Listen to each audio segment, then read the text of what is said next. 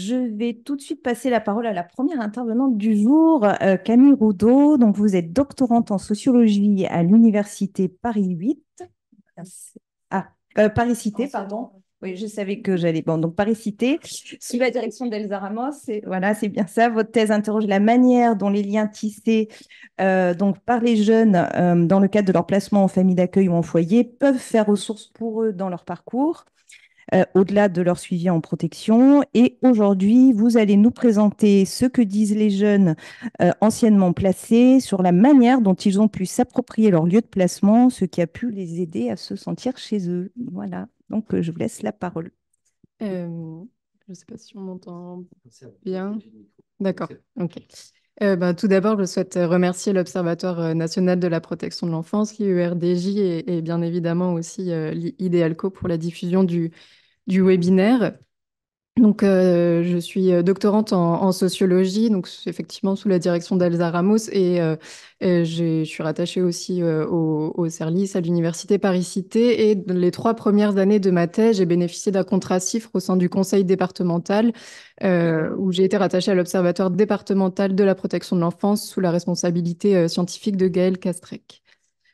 Donc, dans le cadre de ma thèse, je m'intéresse donc aux relations, et notamment dans quelle mesure une relation personnelle peut se construire entre les personnes anciennement placées et les personnes qui les ont accompagnées, donc soit les éducateurs de foyer et ou les assistants familiaux.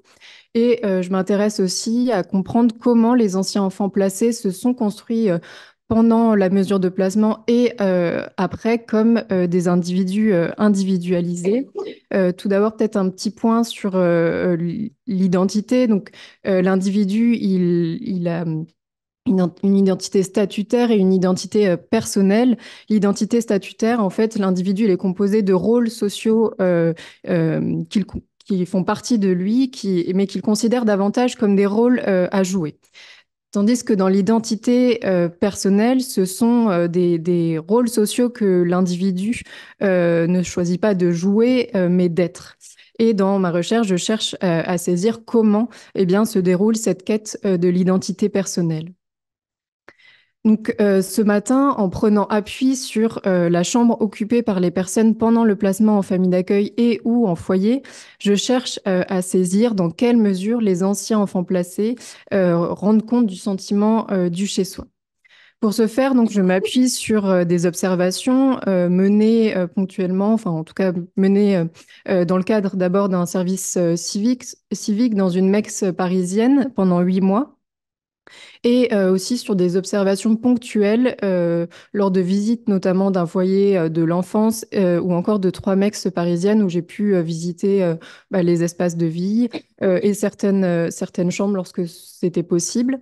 Et j'ai aussi participé à un repas qu'organise une MEX finistérienne qui convie aussi des anciens enfants placés. Et je m'appuie donc sur 41 entretiens semi-directifs compréhensifs conduits avec des anciens enfants placés dans le département du Finistère. J'ai rencontré 15 hommes et 26 femmes qui ont entre 18 et 36 ans, et la moyenne d'âge est de 25 ans. 12 de ces personnes ont connu un placement essentiellement en famille d'accueil, 12 essentiellement en collectivité, et 17 ont connu un parcours hybride, souvent d'abord en famille d'accueil, puis en foyer. Elles sont arrivées pour 8 d'entre elles entre 0 et 2 ans. 7 ont connu leur premier placement entre 3 et 5 ans. 13 sont arrivées à la préadolescence entre 7 et 13 ans, et les 13 dernières personnes entre 14 et 17 ans. Concernant donc la sortie des dispositifs, donc 4 sont sortis au cours de la minorité parce que le juge avait évalué et déclaré qu'un retour au domicile parental était possible. 5 sont sortis à l'âge de 18 ans. Pour une personne, le contrat jeune majeur lui a été refusé. Et pour les autres, c'était un choix de leur part de ne pas continuer dans le cadre d'un contrat jeune majeur. Et donc, la majorité des personnes que j'ai rencontrées a bénéficié d'un contrat jeune majeur. En comparaison à d'autres départements, il faut souligner que le département du Finistère accorde une bonne majorité des contractualisations, comme en témoignent les données. Donc, j'ai 12 personnes qui ont signé un contrat jeune majeur pour une durée d'1 an, 2 pour une durée de 2 ans et 16 qui ont bénéficié d'un contrat jeune majeur jusqu'à leurs 21 ans. Après donc ce détour méthodologique, j'en viens désormais donc à ma présentation qui a pour objet donc l'appropriation de l'espace, notamment de la chambre par les personnes qui ont été placées dans le département du Finistère. La chambre, donc, c'est un indicateur particulier sur lequel je m'appuie dans le cadre de ma recherche parce qu'elle permet de comprendre la construction de l'identité des personnes. La chambre, elle dit d'un rapport de soi à soi, mais aussi elle dit des relations de soi aux autres. Les questions qui se posent peuvent être les suivantes. Donc, comment cet espace est-il pensé par les services de protection de l'enfance, mais du point de vue des anciens enfants placés? Alors que la mesure de placement est pensée comme provisoire, peuvent-ils s'installer dans un espace à eux? Et comment, par l'intermédiaire de ce lieu, les anciens enfants placés peuvent se construire un monde personnel lors de la mesure de placement? Euh, Avoir sa chambre, donc c'est une injonction de l'éducation contemporaine. Au fil des siècles, la chambre est devenue un signe de la place des enfants dans la famille et dans la société. Donner une chambre aux enfants a été un moyen de différencier le monde des adultes de celui des enfants. Ce qui démontre notamment cette distinction qui a été faite au cours de l'histoire, c'est que les adultes ne dorment plus avec les enfants. La chambre est devenue un indicateur de la reconnaissance d'une place particulière de l'enfant. Et cette injonction, elle s'inscrit aussi dans le processus d'individualisation en cours dans nos sociétés. Donc, dans la modernité, dans la société moderne, les parents donnent une chambre à leur enfant afin de leur offrir un cadre de vie encourageant à la fois l'ardeur au travail et une certaine autonomisation. L'enfant y est progressivement autorisé à être moins fille ou fils d'eux qu'à être plus lui-même. En grandissant, les adolescents entretiennent un autre rapport particulier à la chambre. La chambre est un espace intermédiaire entre le dedans et le dehors, et au sein duquel s'entremêlent différentes temporalités, le passé, le présent et le futur. À l'adolescence, la chambre traduit le processus donc de détachement du monde de l'enfance. Avoir sa chambre n'est toutefois pas rendu possible pour tous les enfants. Cette condition peut dépendre de critères différents comme la configuration familiale, la taille et la mixité au sein de la fratrie, l'âge, le milieu social, les revenus ainsi que le niveau de diplôme des parents, leur pays de naissance ou leur région de résidence. Dans le cadre du placement en foyer, les jeunes disposent d'un droit à l'intimité qui peut être permis par un hébergement en chambre individuelle ou en chambre partagée. La question de la chambre individuelle ou partagée dépend de critères tels que l'âge et le sexe de l'enfant ainsi que de ses besoins. Dans un rapport de 2008, il ressort que les établissements privilégient lorsqu'ils le peuvent les chambres individuelles. Dans le cadre du placement familial, l'enfant doit avoir un endroit à lui, un endroit intime pour qu'il puisse se divertir et travailler. Les familles d'accueil sont tenues de mettre à la disposition des enfants qu'elles accueillent un lit et un bureau. C'est un critère de recrutement et une obligation contractuelle pour les assistants familiaux pour qu'ils puissent obtenir leur agrément. Dans le département du Finistère, donc dans lequel j'ai réalisé ma recherche, les ménages vivent dans des logements plus spacieux, nous dit un rapport de 2022, que d'autres départements davantage marqués par leur caractère urbain.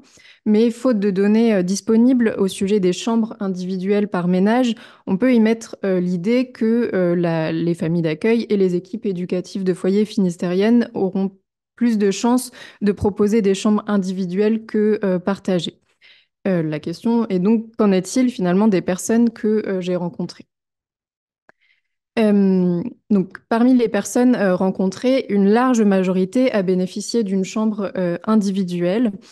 Pour les personnes qui ont été dans une chambre double, l'attribution de la chambre dépend du motif du placement. Certains ne peuvent pas partager leur chambre parce que, par exemple, elles ont connu des violences sexuelles dans l'enfance. L'attribution de la chambre dépend également du sexe des jeunes. Souvent, les chambres sont partagées par des personnes de même sexe. Ça dépend aussi de leur ordre d'arrivée au sein du lieu de placement ou encore de leur demande. Nous le verrons, donc le partage d'une chambre, ça n'entrave pas forcément le sentiment du chez-soi. La possession donc d'un espace à soi, comment ça se manifeste? Eh bien, par l'utilisation de pronoms possessifs, ma chambre, mon chez-moi, à moi, ou d'adjectifs qui soulignent cette individualité de l'espace, comme le terme privé. Il convient donc d'appréhender dans cette présentation comment cette pièce privée peut être considérée comme un territoire personnel pendant la mesure de placement. Autrement dit, comme ayant des qualités propres et propices à l'expression de l'identité individuelle. Certains jeunes formulent le souhait de changer de chambre au cours d'une mesure de placement. Il est important de souligner que ce changement de chambre suppose d'être accepté par les professionnels. L'utilisation du pronom on dans les échanges que j'ai pu avoir avec les jeunes est éclairant. Pierre, qui a été placé en famille d'accueil, en foyer, puis à nouveau en famille d'accueil, me dit on essayait de s'adapter à ma propre évolution dans sa dernière famille d'accueil. Ce changement de chambre, il peut correspondre à un changement de statut lié à l'âge, d'enfant après adolescent à celui d'adolescent. Ils changent de chambre parce que finalement, ils deviennent grands. La chambre est un marqueur de redéfinition identitaire.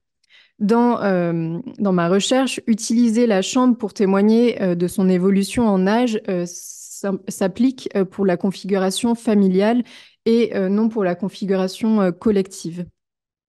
Au regard de ce que j'ai pu observer et analyser, cela peut s'expliquer par la durée du placement. Les anciens enfants placés en foyer restent souvent moins longtemps que ceux qui ont été placés en famille d'accueil. Ils auront moins l'occasion de différencier leur statut lié à l'âge par l'espace. Les jeunes gens rencontrés sont arrivés dans ma recherche plus tardivement dans les foyers. Ils n'ont pas eu le temps de vouloir changer de chambre pour montrer qu'ils devenaient grands. En famille d'accueil, donc 4 personnes, plus particulièrement 3 anciens enfants placés et une ancienne enfant placée, ont changé de chambre donc pour montrer qu'ils devenaient grands. Ces personnes ont pour caractéristique commune d'être restées au sein du même lieu de placement pour une durée prolongée. Elles sont toutes restées chez leur famille d'accueil 10 ans ou plus. L'une des conditions au changement de chambre serait donc de rester longtemps au sein du lieu de placement. Une autre condition est le mouvement d'entrée et surtout de sortie des autres jeunes confiés dans la famille d'accueil, mais aussi des enfants de la famille d'accueil. Je vais prendre donc l'exemple de Pierre qui a changé à 3 reprises de chambre dans sa dernière famille d'accueil. Il raconte que la première chambre correspond à celle d'un enfant nouvellement arrivé et pour lequel le couple d'accueil se trouve à proximité afin de veiller sur lui. La deuxième chambre montre une certaine évolution. D'enfant sur lequel il faut veiller et qu'il faut rassurer, il devient un enfant qui peut vivre à distance physique de sa famille d'accueil. Ce changement de statut de petit à grand est perceptible par un changement d'étage. Du rez-de-chaussée où se trouve la chambre de la famille d'accueil, eh bien, Pierre va gravir l'étage au-dessus de la maison.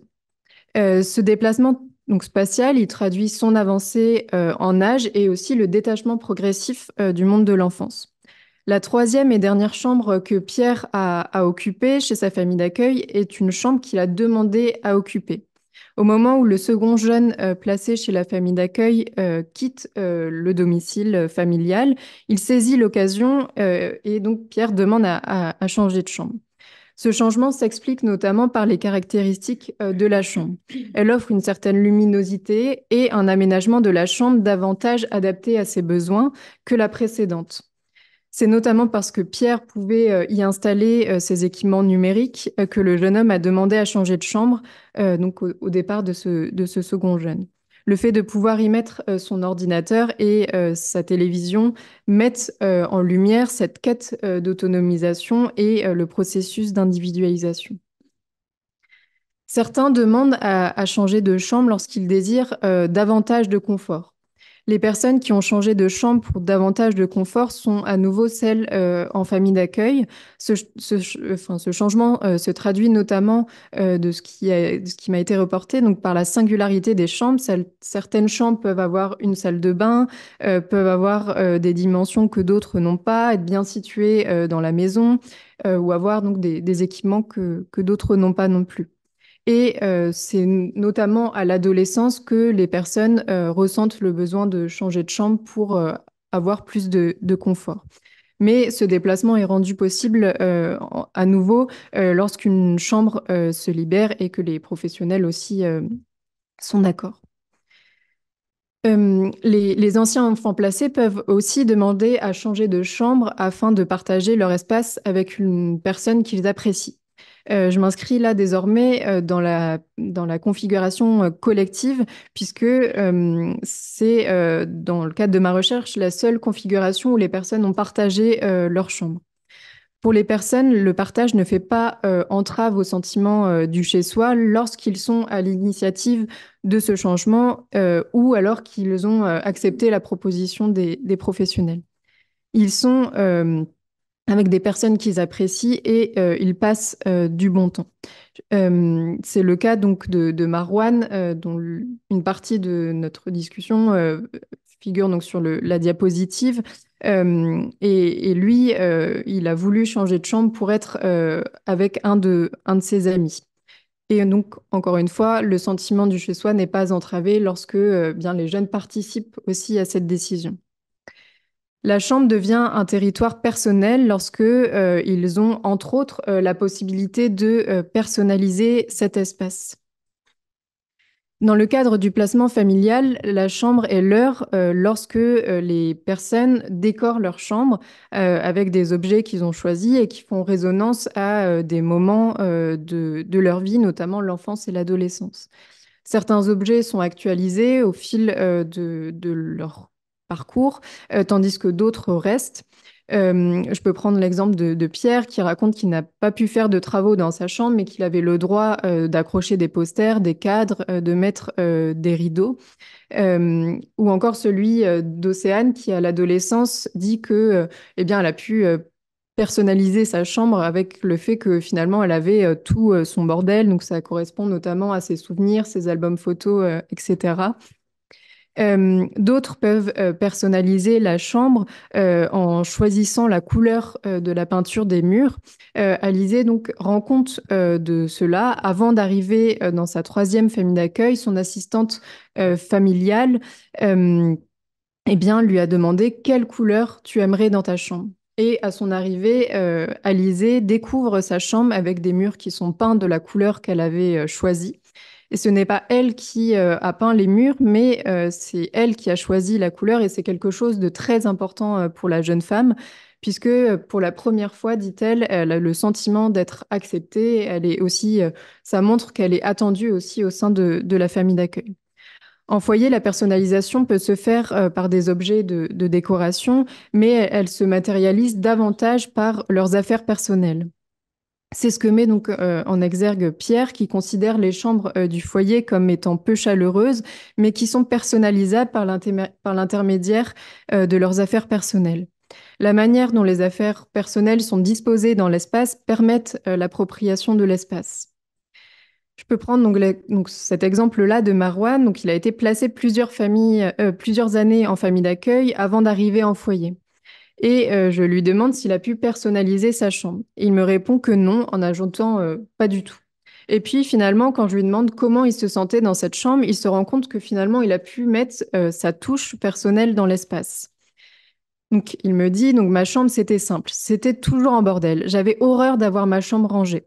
Toujours aujourd'hui, la seule pièce qui n'est jamais rangée, c'est ma chambre. Tout le reste, c'est rangé. mais le seul endroit qui n'a pas besoin d'être rangé, c'est ma chambre. Une fois, je vais la ranger bien. Mais dans l'heure, tu peux être sûr que ça va être le bordel. C'est sûr, c'est un truc que j'ai depuis que je suis placée. Ça me fait rire parce que je sais maintenant pourquoi. Parce que ça me conforte, ça me réconforte. J'ai l'impression d'avoir plein de choses partout, qu'il y a quelqu'un dans la chambre en fait. Et du coup, ça remplace la déco. C'était mon bazar, la déco.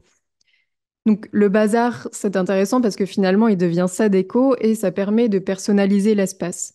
Bien que l'ordre soit une injonction des lieux de placement, que ce soit en famille d'accueil ou en foyer, on voit là que Marwan, il a créé sa marge de manœuvre en laissant sa chambre en bordel, car c'est pour lui une manière de s'y sentir bien. Ce qui fait appropriation de l'espace, c'est aussi d'avoir un espace de centration sur soi-même. Au sein de cette chambre, la connexion à soi-même peut se faire à travers, par exemple, la médiation culturelle. Écrire des poèmes et des textes comme Lucas, chanter comme Alizée ou jouer d'un instrument comme Sandra. Sandra, donc, elle a été placée pendant de ses 2-3 mois jusqu'à ses 21 ans au sein de la même famille d'accueil et elle raconte que jouer de la flûte a été son refuge. Elle a connu donc un placement long et au cours de la mesure, la chambre devient son refuge, dit-elle. En jouant de la flûte traversière qu'elle a toujours, Sandra finalement se reconnecte avec elle-même. Les visites médiatisées que les services de l'aide sociale à l'enfance lui imposent avec sa mère, nous dit-elle, ont été vécues comme éprouvantes. Et parfois certains retours aussi de l'école. Et quand son rôle d'élève ou de fille lors de ces visites médiatisées occupe trop de place ou sont trop pesantes pour elle, eh bien, jouer d'un instrument de musique dans sa chambre lui permet de se retrouver et de se centrer sur elle. La chambre est donc un espace ressourçant en ce qu'il est un moyen de se sentir mieux. Donc, nous l'avons vu, le chez-soi comme territoire personnel participe à la construction de l'identité personnelle, mais pour certaines des personnes rencontrées, le territoire n'a pas ou peu participé à cette construction.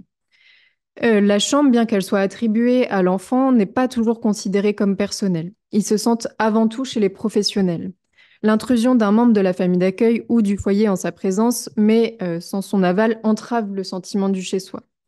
Je vais illustrer donc avec l'exemple d'Erwan. Il explique perdre le caractère personnel de l'espace donc au sein de la famille d'accueil.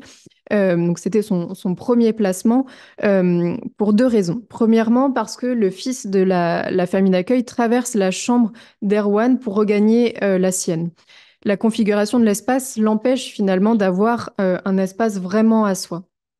Aucune marge de manœuvre lui est possible puisque c'est obligatoirement par là que le fils de la famille d'accueil doit passer pour regagner sa chambre. Sa chambre se transforme alors en un lieu de passage ou un couloir. Deuxièmement, ce qui entrave le sentiment du chez-soi est le fait que le fils de la famille d'accueil traverse de temps en temps la chambre d'Erwan nu. Et cela a fait obstacle, nous dit-il, donc à l'appropriation de l'espace. Il me dit, je ne me sentais pas chez moi, chez eux. L'exemple d'Erwan permet donc d'aborder un autre élément souligné par certaines des personnes rencontrées, l'importance d'avoir un espace sécurisant. La chambre peut être considérée comme à soi lorsqu'ils se sentent en sécurité. Il est important pour eux de ne pas redouter le vol de leurs affaires personnelles ou qu'un jeune ou un professionnel y rentre à leur insu. Euh, les vols ont notamment, dans les personnes que dans les discussions avec les personnes rencontrées, ont notamment été vécus dans le cadre du placement en foyer.